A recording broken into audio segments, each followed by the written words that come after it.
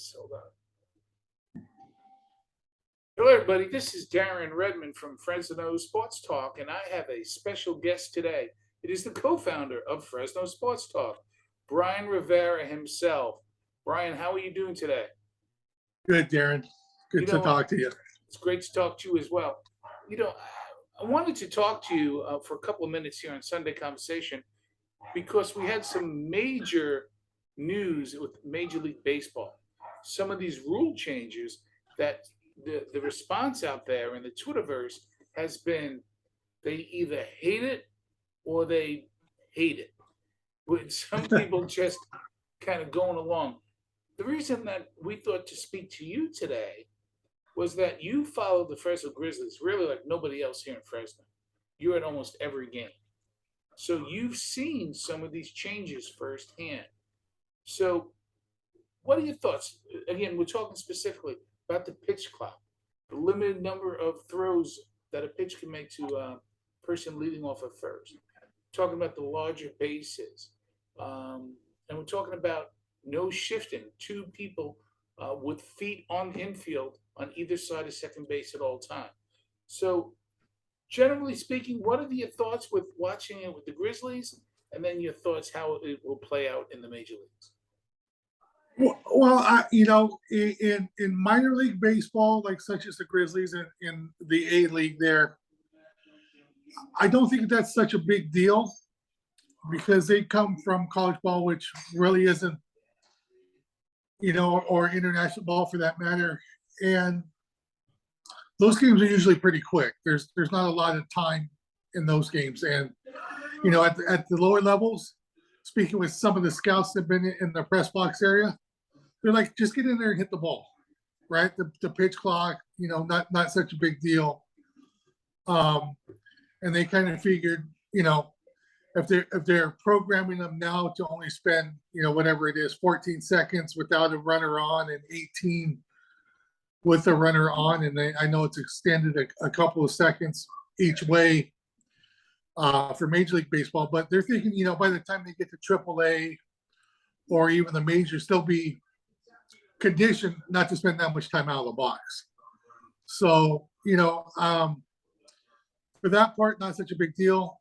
As a fan, if I'm going to a game and I'm spending a lot of money, I don't want to be out of there in 2 minutes. Not that there's a whole lot of action in baseball anyway, per se. They're trying to keep it closer together. But I want to go and enjoy the experience, maybe being in the stadium, like the beautiful stadium in Oracle Park, or, Seattle's got the beautiful stadium, or even just enjoying Fenway or Wrigley, some of those things that you just don't want to go in and out and be out there, in 2 hours or 2 hours and 15 minutes. Those types of stadiums, you get games closer to 3 hours. It's, to me as a fan, that's kind of what you want. Have any thoughts on the limited number of times you could throw over to first base from watching the Grizzlies this year? At first, I didn't think anything of it. But like I said, talking with some of the other scouts, there were a few teams in AAA that had some fast runners, and they used it to their advantage. Oh, sure. Right? You entice a pitcher to throw over 2 times, and he can't throw over no more. So what happens the next time? Your lead's a little bit bigger, knowing that he can't throw over. So you could get a really big league and really use that to your advantage to steal a base. So, on that end, it's, kind of the answer. I don't know. It's the idiosyncrasies of baseball kind of get thrown in the mix there. I don't know how much time you're saving by doing that. Like, I don't understand that one. I'm not a big fan of some of these changes, but I understand. Well, I'm trying to understand the reasons why. The one that really perplexes me is the throwing over. How much time are they actually saving in the game? I've heard anywhere, not so much with just the limited throwovers, but between the pitch clock and those type of rule changes, and the AAA level has lowered the game by a half hour, right, on the average. Well, so that's a long time. No, I get that with the pitch clock. I'm talking Yeah. about more of the thrown over to first base when somebody's on first. I Well, just, yeah. I, Well, I mean, you throw it to first, you reset that 14 or 18 seconds, well, that's true. That's true. right? So Yeah. that's that's that time. And like I said, on the average, they got the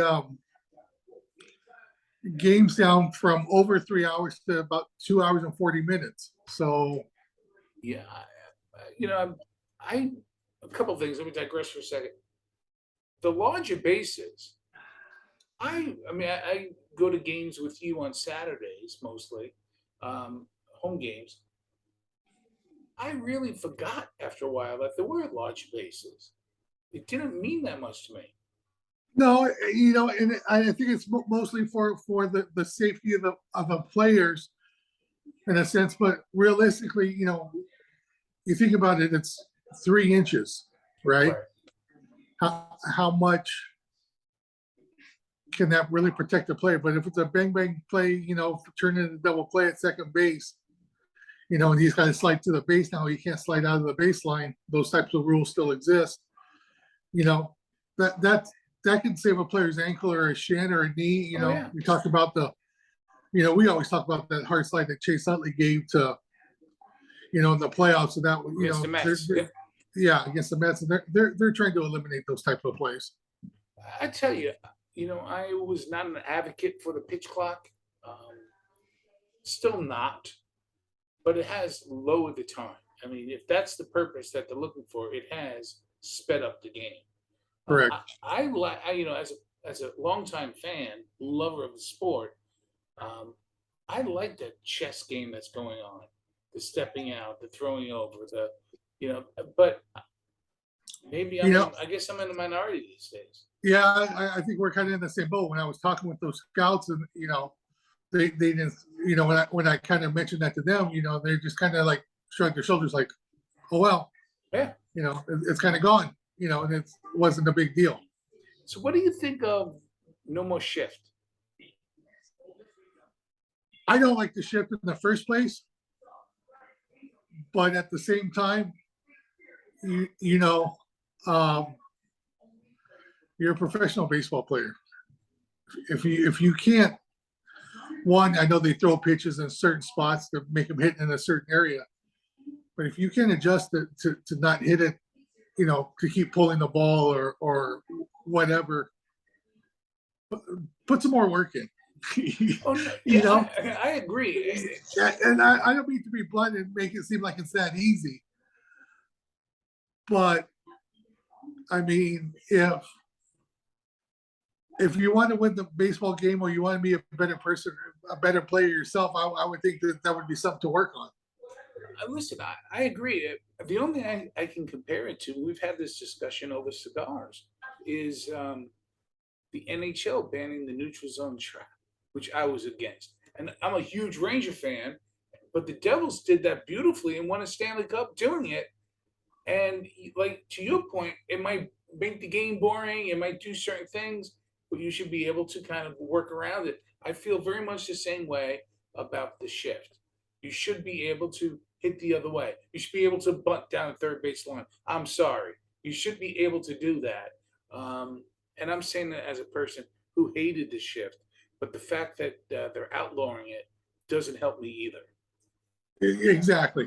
There's certain, we talk about the beauty of baseball and being able to do certain things and the unwritten rules and the certain things, but at the same time, you always hear them say, well, we take what we're given. Mhm. If they're giving you that butt down the third base line and you're a left-handed batter, put it down the line and get on base. Help your team out. Do those little things. Don't be the macho guy or try to be the hero and try to hit it through the shift because you're playing right into their game. Oh, absolutely. So I have one other baseball question before I let you go, and we should do this again. Talk about the upcoming Grizzlies playoffs. Talk about the upcoming monster season. Talk about so many things because most people should know already. You do the color commentary for the Fresno Monsters. But here's my last baseball question. In your opinion, when will the automatic balls and strikes umpire happen? Um, I would say probably 3 to 5 years.